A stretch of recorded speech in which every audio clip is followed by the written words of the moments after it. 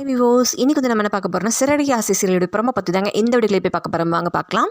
சிறகடிக்க ஆசை சீரியல் இன்றைக்கி இப்போ சொல்ல பார்த்தீங்கன்னா வந்து கிருஷ்ணன் வந்து ரோகிணி வந்து ஸ்கூலில் இருந்து மீனா கண்ணில் படாமல் எப்படியோ வீட்டுக்கு கூட்டிகிட்டு போயிடுறாங்க. ஆனால் கிருஷ்ணன் பார்த்தீங்கன்னா நான் அம்மா கூட தான் இருப்பேன்னு சொல்லி ரொம்பவும் அழுது அடம் பிடிக்கிறாங்க. அப்போ ரோகிணியோட ஃப்ரெண்டு போய் வந்து கிருஷ்ணன் சமாதானப்படுத்துகிறாங்க. கிருஷ்ணன் வந்து அம்மா பாவையிலே எப்படி அழுறாங்க பாரு, நீ போய் அம்மாவை சமாதானப்படுத்துரு, அம்மாவுக்கு வந்து சமத்தா இரு அப்படின்னு சொல்லி சொல்கிறாங்க. கிருஷ்ணன் பார்த்தீங்கன்னா அழுகையை நிறுத்தி சமத்தா போய் ரோகிணி கிட்ட பேசுகிறான். அம்மா நான் வந்து இனிமேல் வந்து நான் அழ வைக்க மாட்டேன், நான் ஹாஸ்டலே இருந்துக்கிறேன் அப்படின்னு சொல்லி சொல்கிறான். அதான் பார்த்தீங்கன்னா அருண் வந்து வீட்டுக்கு போய் வந்து சீதா கட்டி அவங்க அம்மா கட்டி அங்கே நடந்த பிரச்சனையெல்லாம் வந்து சொல்கிறாரு.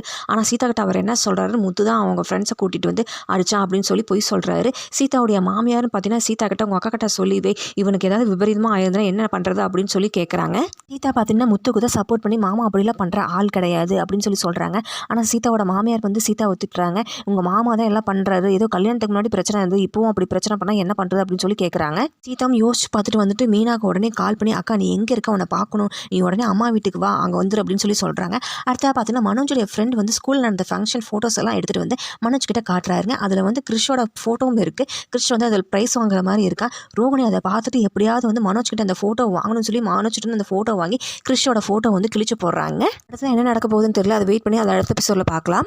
இது போல் மேலும் வீடியோக்களை பார்க்க மறக்காமல் லைக் பண்ணுங்கள், சப்ஸ்கிரைப் பண்ணுங்கள். நன்றி, வணக்கம்.